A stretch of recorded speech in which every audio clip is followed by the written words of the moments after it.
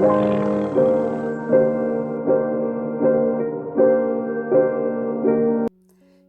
are three narcissists you need to be aware of in your life. The first one is the narcissistic voice in your head. The second one is the actual narcissist in your everyday life. This could be a parent, a boss, a colleague, a friend, or a partner. The third one is the narcissistic Babylonian societal system that we live in. All three of them are constantly criticizing, terrorizing, and shaming you into doing things that you are bound to later regret. When you address the narcissist in your head and the narcissist in your everyday life by implementing clear and firm boundaries as well as an authentic life, you automatically counter the narcissistic Babylonian system. The safe narcissist is one that is typically considered to be the pillar of the community or a hero or an angel by the people that don't know their other side. So yes, they are a covert narcissist, but unlike the ordinary covert narcissist, the safe narcissist is always safe to the people he or she chooses to be a hero or an angel to. And he or she never takes the mask off in front of these people. The catch is that the safe narcissist, just like any other narcissist, needs an outlet for their evil, depraved, and demonic venom. And so they will choose a single or a group of scapegoats depending on circumstances. They often become racist, xenophobic, religious fanatics, homophobic, misogynistic, toxic feminine, toxic bosses, pastors and priests whose side hustle is SA, if you know what I mean. And of course, politicians as well as societal leaders who run drug empires and child trafficking enterprises. In conclusion, the safe narcissist is not so safe, and in fact is one of the most dangerous narcissists there is because they are also psychopaths. A narcissistic relationship. When you first meet your narcissist, it feels like a soulmate connection. It feels magical.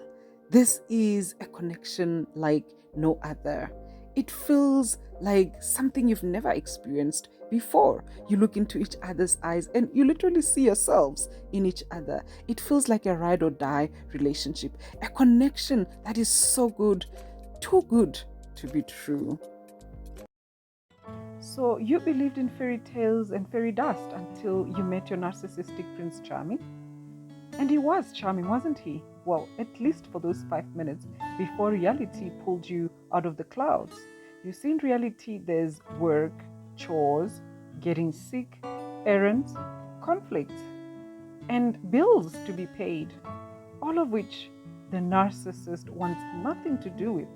And so, of course, he ran for the hills, taking all the magic fairy dust with him. And so this becomes that sad part when you begin to realize that your fairy tale was in fact a failure tale waiting to happen. Welcome to the narcissist playground. It's a false reality where everything at first glance looks good and tastes sweet. And before you know it, just like every other false reality, it all comes crashing down right in front of you and taking you with it. What used to look good now haunts you, and what used to taste sweet is now making you sick. You begin to understand that your beautiful dream was a nightmare in disguise, and your amusement park life was built on a graveyard. And even more sadly, that your connection with the narcissist was a lie. How can it be anything else? After all, the narcissist isn't a real human being. A romantic relationship with a narcissist almost always starts as a whirlwind romance. It's sunset dates, flowers, and gifts. And then you quickly move in together and get married because, of course, you're pregnant. You've started a family with someone you hardly know. So now you're always on the floor crying because your Prince Charming has turned into a sulking frog. And he's now on to his next conquest. So he frequently pulls the disappearing act. And when you call him out, he puts up a thick wall, which you just can't get through. What's going on here? You've been conned by the greatest con artist in the world, an evil vampire who's here to drain all the life force out of you until there is nothing left. Feeling trapped in a narcissistic relationship? How did you get here? Well, you fell in love with a frog who pretended to be a prince, and you saw the red flags, but your can-do attitude gaslighted you into thinking you could kiss all the red flags away. And you kissed and kissed and kissed the narcissist. And the more you kissed, the more you lost yourself. You fell into a trap, the narcissist's bottomless pit. Now the narcissist is your everything, and somehow this hurts really bad. You are trapped in a chronic state of heartbreak. You are a shell of your former self, and all because one day you exchanged your energy with a narcissist. Have you ever caught a narcissist red-handed? Well, if you have, then you know that there are three things that are likely to happen. Firstly, they will deny what they have done, even if there is evidence to prove it. Secondly, they will blame you for what they've done. It's your fault that they've cheated. It's your fault that they've drained your life savings and spent it on their gambling habits. Thirdly, they will blame you for calling them out on their misconduct. How dare you call them out? How dare you threaten their ego? You have no right to be upset, let alone hold them accountable. They might stonewall you or storm off, leaving you to clean up the mess and to deal with the pain of their misconduct all on your own. Narcissistic relationships. They are often characterized as on and off relationships, right? 1 minute you love each other, next minute you hate each other. 1 minute you want to be together, next minute you want nothing to do with each other. 1 minute you are each other's soulmate, next minute you are each other's worst enemies. You'll be telling your friends you are so over this thing, and yet the next minute you'll be accusing your friends of trying to separate you and your boo. Here's a subtle way that narcissists sabotage you. What happens? What happens after the narcissist ruins a good weeknight? By depriving you of sleep right before you do an important presentation at work or have an important meeting with a client. What happens after they ruin a perfectly good night for you? Well, the narcissist falls asleep like a baby, like a puppy. The narcissist falls right into a peaceful sleep, leaving you to suffer through the agitation alone, leaving you frustrated, confused, and anxious, wondering, of all the nights, how could the narcissist choose this particular one to tell you about his affair with your best friend, or to tell you that he has drained out all your life savings to feed his gambling addiction at the casino? According to writer Nikita Nietzsche, a hobosexual is a person who dates you with the sole interest of having a place to stay, not a genuine romantic interest. Most narcissist men and women fit this description. They're serial daters and bounce from one movie-in relationship to the next. And of course they come carrying a load of toxic baggage, including unemployment and unpaid bills. The hobosexual narcissist practices pathological mooching and takes advantage of your generosity. They are toxic, emotionally as well as financially draining. Sometimes these leeches can be physically as well as sexually abusive. Depending on the gravity of their mental health issues, as well as desperation levels, narcissist homosexuals can be dangerous. Once he moves in, it can be very difficult to get rid of the homosexual narcissist man. Ladies, be careful who you date. Take time to know people, and never let a man move in with you. As you can see from the images on the screen, breakup with a narcissist is one of the most, if not the most painful thing that you will ever experience in this world. Is no different from letting go of the strongest drug that you can ever be addicted to. And this is because a relationship with a narcissist is essentially an addiction. You are addicted to this person. This is why it's often referred to as a love addiction. The pain from heartbreak when you are breaking up with a narcissist is enough to bring the strongest person you know on their knees. And to think it all starts with a little trauma bond. Now, if you are Portia or if you are Portia's fan, please note that this is not to throw shade at Portia for whatever it is that happened to her. No one deserves to go through a horrible relationship experience. So I'm just using this to highlight, that situation where a narcissist induces you into a compromise. Because as you know, all narcissistic relationships are formed on human sacrifice. They have to sacrifice someone. They have to throw someone under the bus to get into a relationship with you. And of course, shortly afterwards, you realize that it was a big mistake. The narcissist was never a catch. And then you have to deal with the shock and trauma of realizing that the person you thought was your prince has little to offer you other than spiritual ginger. The narcissist siren is that beautiful enchantress that you will meet as you sail about in life in search of love's treasures. After a long and fruitless search, she will show up as a beacon of hope and mesmerize you with her beauty as well as musical voice. And before you know it, your ship will be caught in a riptide and sinking into the bottom of the ocean of life. Your beautiful enchantress would have turned out to be a sea monster who lures hopeful treasure hunters like yourself into her trap, only for them to never be seen again. She too is in search of a different kind of treasure, which is your soul, along with all else that can be taken from you. The narcissist damsel is one who is always on the lookout for a hero, a prince charming, a knight whose sole purpose for existence is to whisk her away in his chariot, away from her never-ending problems.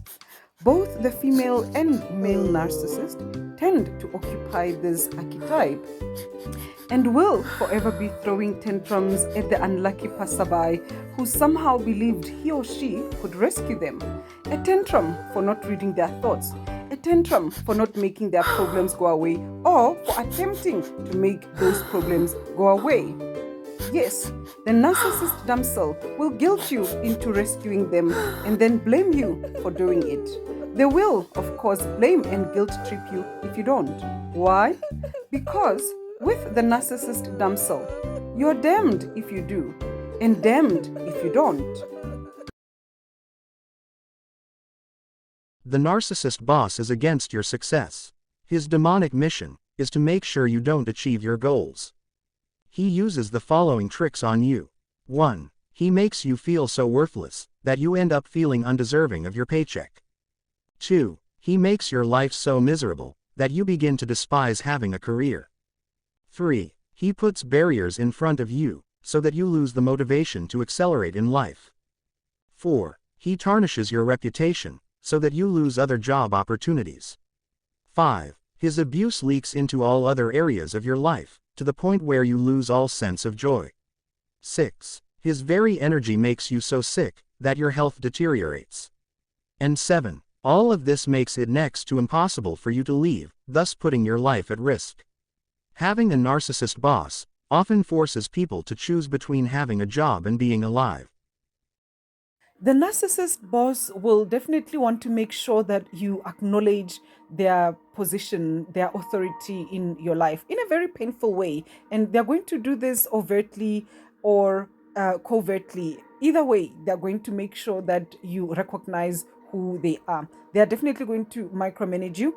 They are also going to make sure that they have access to all other parts of your life. They want to control every single thing in your life. Just like any other narcissist, the narcissistic boss wants to control your every thought. They want to control every single minute of your life. Some narcissistic bosses will even try to indoctrinate you into whatever belief systems that they are holding. And of course, the narcissistic boss will overwork you without acknowledging or appreciating you.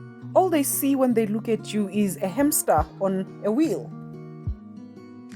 The narcissist colleague definitely wishes that he or she was the boss, but unfortunately, that's not the case. And so, what they will do is they will make life very difficult for you in the workplace. Narcissists don't move past that stage of being the playground bully. They remain the bully even in the work environment. They will betray and backstab you. They will be jealous of your accomplishments. They will also sow discord. They will create chaos in the environment, and they will definitely sabotage all your efforts of success.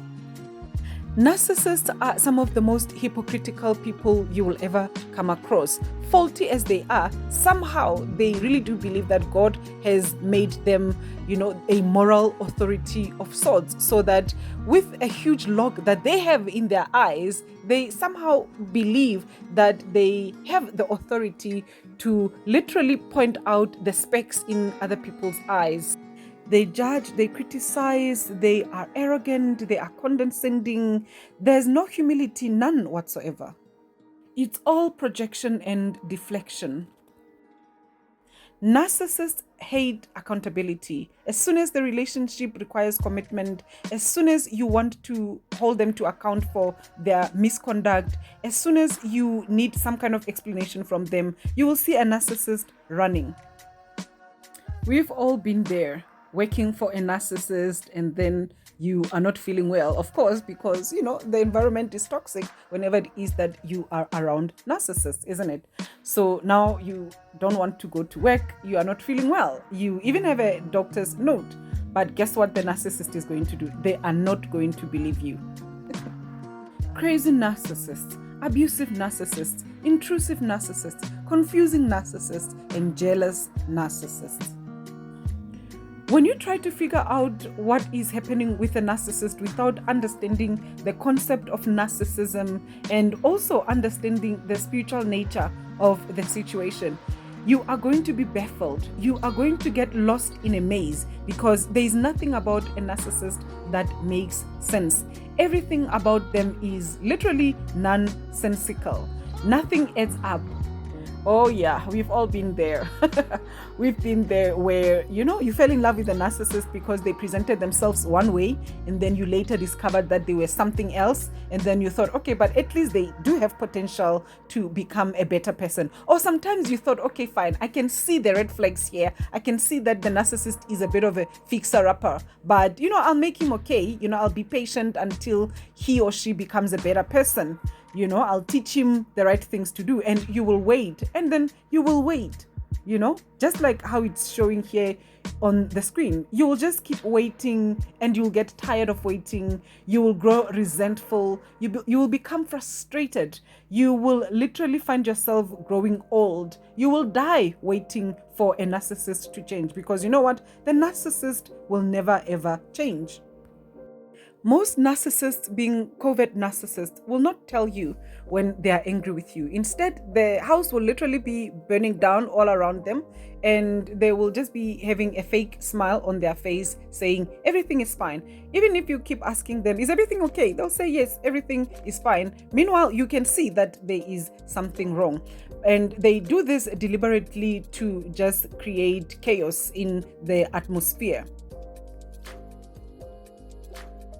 One of the things that narcissists don't want people to know is that they are invalid human beings from a spiritual perspective.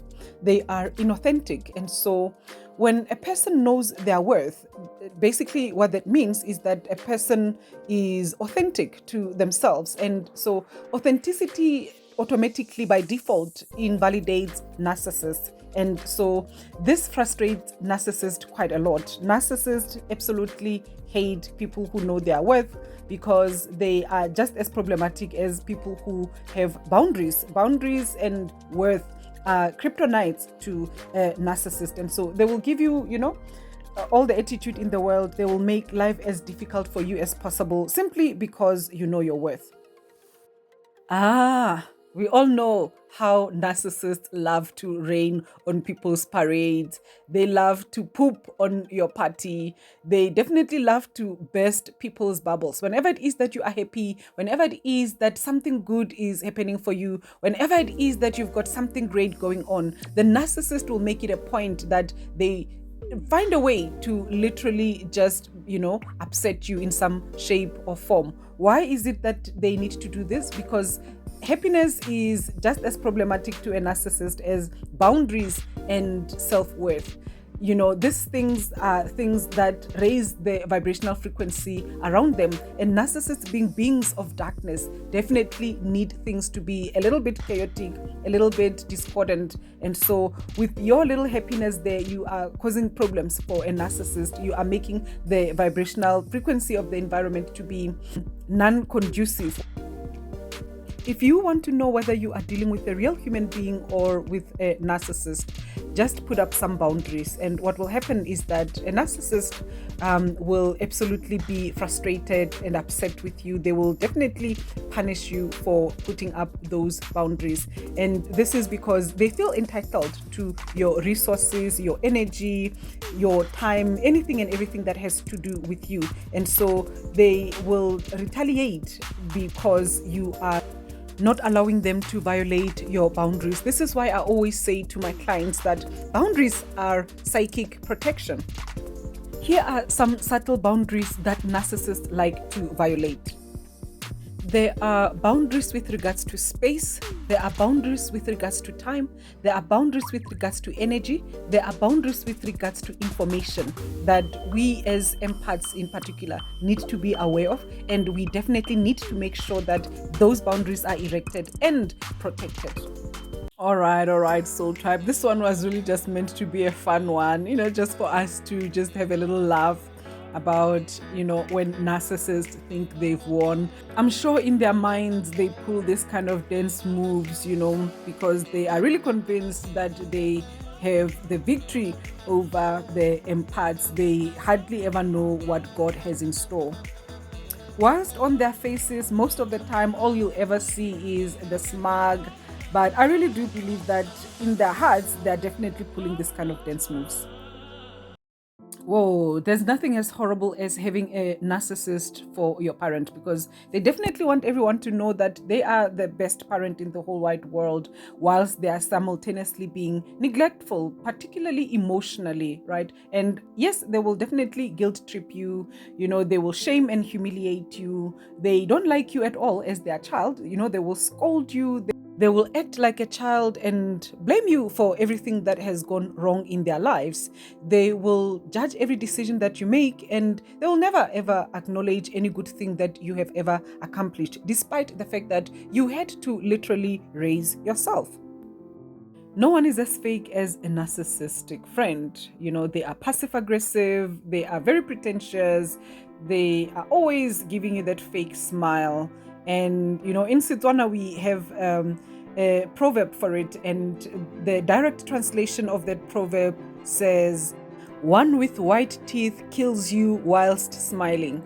So if I have to say it in Setswana, I will say, "Meno masweu ke polao e tshega." So once again, direct translation means one with white teeth kills you whilst smiling. This is a perfect description of a narcissistic friend, because they're not going to build you up. They're not going to be a source of support. They are going to do the complete opposite. The problem with rich narcissists is that they become evil gatekeepers and work to prevent others from prospering. They prefer to be the only ones on top and in control, regardless of how beneficial or effective that role is. Narcissists cannot afford appropriate distribution of wealth. Any level playing field would be injurious to their fragile ego. And so, they use their power and influence to hoard even more money for themselves, whilst limiting or even closing opportunities for everyone else behind them. As if this is not enough, rich narcissists will proceed to gaslight people about being lazy and undeserving of wealth. They'll do this, despite actively and deliberately placing obstacles on those people's paths. Narcissists are generally a pain in the behind, but rich narcissists are 10 times worse. Even the Bible is replete with scriptures expressing God's frustration with such people. Hello, friends. Imagine two sides of the same coin. On one side, empaths, those intuitive folks who can feel emotions as if they're their own. On the other, narcissists, who seem to take energy without giving much back. From a spiritual perspective, this dynamic is more than just interaction. It's a dance of energy. Empaths resonate with the vibrations of the universe, often absorbing the emotional states of others to heal or provide comfort. They are like the earth, fertile and nurturing, turning what they receive into something that can support life and growth. Narcissists, on the other hand, often act like black holes. They pull energy into themselves, using it to fuel their own desires without much regard for reciprocation. It might seem powerful, but it's inherently unstable. Here's the twist. While narcissists may appear strong, their power is fleeting, dependent on others' energy. Empaths, though, generate a sustainable power from within and from the connections they nurture. They transform and uplift, aligning with a universal truth that true strength comes from giving, not taking. This spiritual understanding reveals empathy as not just a trait, but a profound source of enduring strength and influence. In the celestial dance of energies, it is empathy that moves us forward, healing and unifying in a way that self-centeredness never could. Imagine a garden where every flower is nurtured to bloom, except for one, overshadowed by the tallest tree. In many families, empath children are like these overshadowed flowers, their growth stifled by the towering presence of a narcissistic parent. These parents, craving admiration and attention, often dismiss or exploit their child's emotions, turning affection into a tool rather than a gift. As seasons change, so do these empath children. They learn, often through struggle, that their worth isn't tied to someone else's approval. Their journey of self-discovery is lined with challenges, yet it leads to empowerment. As they grow, they begin to seek spaces where they can thrive, away from the shadow of their upbringing. In time, these empaths blossom, finding strength in their sensitivity. Meanwhile, the narcissistic parent is left to face their own reflection, devoid of the control they once wielded, ultimately confronting the solitude of their garden. And so, life teaches us, even in the most shadowed grounds, resilience can take root, allowing the overlooked to eventually find the sun. Please like and subscribe for more content like this. According to writer Nikita Nietzsche, a hobosexual is a person who dates you, with the sole interest of having a place to stay, not a genuine romantic interest. Most narcissist men and women fit this description. They're serial daters, and bounce from one move-in relationship to the next. And of course they come carrying a load of toxic baggage, including unemployment and unpaid bills. The hobosexual narcissist practices pathological mooching, and takes advantage of your generosity. They are toxic, emotionally as well as financially draining. Sometimes these leeches can be physically as well as sexually abusive. Depending on the gravity of their mental health issues, as well as desperation levels, narcissist hobosexuals can be dangerous. Once he moves in, it can be very difficult to get rid of the hobosexual narcissist man. Ladies, be careful who you date. Take time to know people, and never let a man move in with you.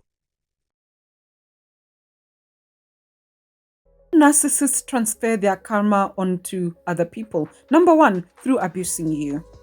Number 2, by involving you in their problems. Number 3, by gaslighting you. Number 4, through false accusations. Number 5, through guilt and shaming you. Number 6, by involving you in their abuse of others. Number 7, baiting you into reactive abuse. Number 8, making you complicit in their abuse of others. Number 9, through association. Number 10, through black magic. And finally, 11, through physical intimacy. Why do narcissists devalue and discard people after the love bombing phase? The answer is simple. They've successfully attached their cords into your psyche for energy draining, and can now move on to the next conquest. Narcissists are on a satanic mission to turn every human into a battery, and so, once they've connected their invisible cords to you, they no longer need to pretend to care. It's on to the next for them. This is why energy cleansing and cord cutting after a narcissistic relationship is highly recommended. What is a narcissistic energy farm? This is when the narcissist has hooked energy cords onto several people, and is draining them of energy, all at the same time. Through the narcissistic energy farm, the narcissist is ensuring that there is a large supply of energy for his or her satanic mission, to turn even more humans into batteries. The energy farm is built over the narcissist's lifetime, and the human batteries include multiple romantic relationships, several exes, several baby mamas or baby daddies, and people they're in some kind of battle with. All of these combined constitute a narcissistic energy farm. Narcissists hate it when you get sick. Whether this is your boss or this is your romantic partner, narcissists hate it when you fall sick, because to them, you are not supposed to feel ill. You are supposed to always be strong enough to take care of them, to always cater to their needs. And so what will happen when you are ill in the presence of the narcissist? Well, they will show you just how much they do not care about you. And in closing, what happens to a narcissist when you pray?